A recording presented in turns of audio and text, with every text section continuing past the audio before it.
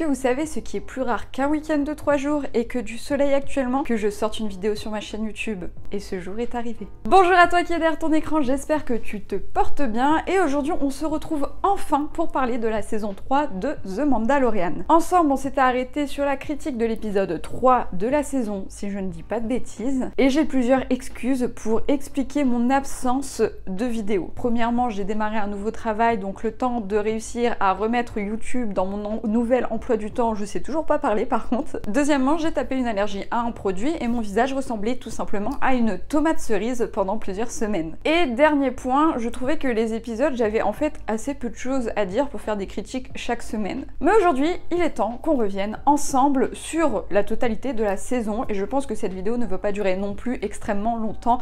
Bref, je parle encore une fois beaucoup trop. Jingle.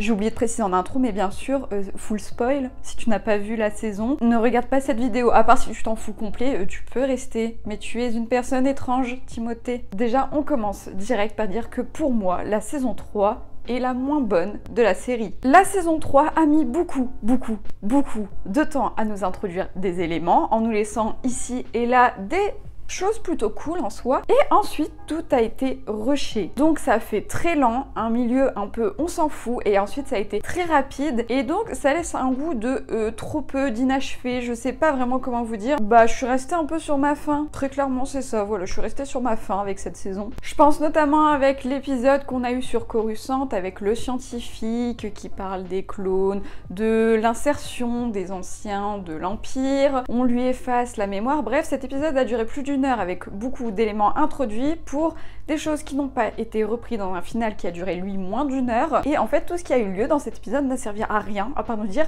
il y a un scientifique qui a créé des clones. On ne voit pas ce que le lavage de cerveau a fait sur cette personne et du coup c'est con. Mais c'est plein de trucs comme ça que la saison nous a livré et n'a pas été au bout, n'a pas réutilisé des éléments qui étaient introduits. On aurait aimé revoir le scientifique ou au moins avoir des nouvelles ou que cette machine soit réutilisée. C'est comme ça qu'on peut résumer tous les épisodes, des introductions de petits détails qui n'ont pas servi à grand chose pour la suite. Déjà, j'ai envie de parler du sabre du Darksaber avec my best accent in English. Comment ça, il se pète en 30 secondes, même pas 30 secondes, 3 secondes. Ça fait pas longtemps que je suis dans l'univers Star Wars, mais je suis sûre et certaine que le Darksaber avait une grande importance et le démonter en 3 secondes, ce n'est pas respectueux.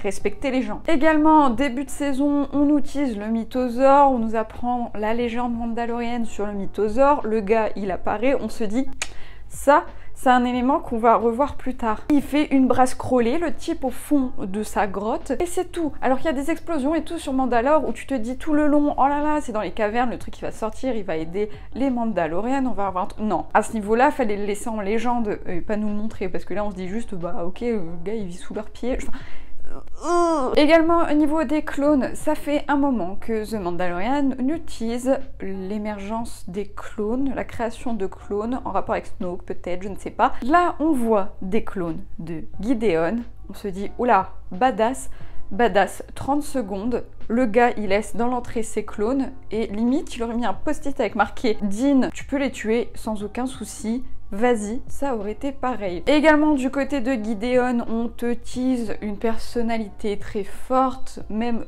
un homme fort tout simplement, un gros méchant. J'ai été un peu déçue, le combat a été très rapide, on aurait pu avoir plus de difficultés et j'avais beaucoup d'espoir vu la fin de l'avant-dernier épisode, mais le combat final était un peu décevant je trouve. En plus de ça, j'ai très peur qu'on reparte dans la dynamique que l'on a déjà vue, c'est-à-dire un Moff Gideon qui se fait passer pour mort mais qui va revenir, et si c'est ça, bah c'est du vu et revu. Est-ce qu'on va utiliser un clone? Je ne sais pas non plus. C'est vraiment bizarre puisqu'avec cette saison, je n'arrive pas à deviner ce qu'il y aura en saison 4 de The Mandalorian. Concernant Gideon, on peut aussi se poser la question, que devient son espionne? Espionne que l'on avait vue dans l'épisode de Coruscant, qu'on retrouve à plusieurs endroits, on se doute qu'elle donne les informations à Gideon. Mais elle devient quoi à la fin? Pas de nouvelles non plus, on n'arrive pas à savoir. Enfin, Ils auraient pu teaser un léger truc pour certains personnages pour essayer de nous mettre du croquant sous la dent et qu'on se dise vivement la saison prochaine. Donc c'est dans tous ces petits détails où la suite, c'est vraiment flou. Donc est-ce qu'on va avoir la trame de la saison 4 qui va être teasée dans Ahsoka saison 1 qui sort cet été? Quelle évolution on va avoir pour Din et Grogu? Est-ce qu'ils vont retourner sur pareil que la saison 1 ou une planète, une mission et quelques éléments importants qu'ils vont être intégrés à autre chose? Est-ce qu'on va le revoir avec Boba Fett par exemple ou autre? Mais en tout cas, il va étroitement collaborer avec la République. Après, il y a peut-être des détails cachés que j'ai pas vus dans l'épisode qui teasent des choses, parce que encore une fois, je suis une néophyte de l'univers Star Wars, et si c'est le cas, dites-le moi en commentaire. Et ensuite, ce qui m'a posé un autre énorme problème sur cet épisode, c'est que c'est incohérence land, vraiment un épisode d'incohérence. Déjà en début d'épisode, comment Grogu a-t-il réussi à retrouver Din dans les couloirs? Je rappelle qu'au début, Din il est prisonnier des mecs en rouge là, et Grogu il est censé être avec Bo-Katan, tu vois. Et là, d'un seul coup, Grogu il est avec son petit robot dans le couloir et il sauve Din. Comment? Et pourquoi les autres ils l'ont pas suivi si lui il a réussi à... J'ai pas compris. Et on peut pas dire qu'il est passé, il est tout petit et du coup il est passé quelque part, il vient avec son robot. C'est voyant un robot. Donc ça déjà, what the fuck. Concernant Grogu, autre frustration de ma part, quand tu me dis que Din Djarin s'appelle Din Djarin. Din, prénom, Djarin, nom de famille. À la fin, Din, il adopte Grogu. Il donne son nom de famille. Donc, Djarin, Grogu, Djarin. Alors pourquoi Grogu s'appelle Din Grogu? Est-ce que c'est parce que Din, en fait, c'est le nom du clan et du coup, Din Djarin, son prénom, c'est Djarin? Ou non mais j'ai pas compris. Il y a un problème de nom-prénom chez les Mandalore. Expliquez-moi pourquoi Din Grogu. Parce que Grogu Djarin ça fait pas... Non, il y a... J'ai besoin d'une explication. Est-ce que ma caméra vient de bugger et que j'ai dû la redémarrer? Oui, totalement. Bref, reprenons dans les incohérences. Il y a deux putains de Mandalore. Enfin, il y en a plusieurs, mais il y en a deux qui viennent chercher les nouveaux Mandalore qui arrivent et qui font... Nous, on est là depuis la guerre, on n'a pas bougé.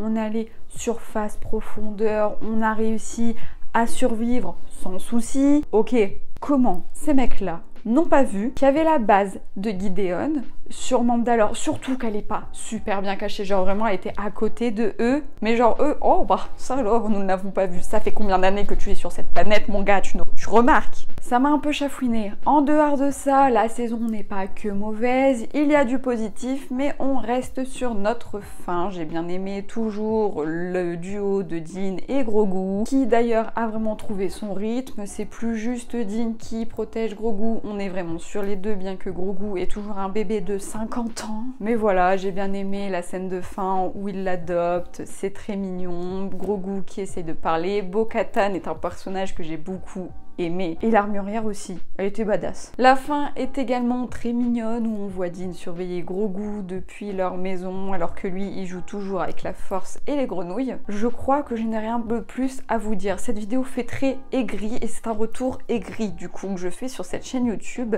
Un plaisir. En tout cas, vous, en commentaire, vous pouvez me dire ce que vous avez pensé de l'épisode final, de la saison en globalité, de ce que vous pensez qu'on aura pour la suite, puisque personnellement, je n'arrive pas à savoir. Vous pouvez également lâcher un pouce en l'air si cette vidéo vous a plu. Vous pouvez vous abonner à la chaîne, abonner avec un Z, à la chaîne YouTube. Également, je suis présente sur les réseaux sociaux, Twitter, Insta, c'est déjà bien. Et également sur Twitch où il y a minimum un live par semaine et je vous préviens sur les réseaux sociaux. Donc en attendant, prenez bien soin de vous. Nous on se retrouve plus tard en vidéo et ça sera sûrement avec la critique des Gardiens de la Galaxie volume 3. Salut!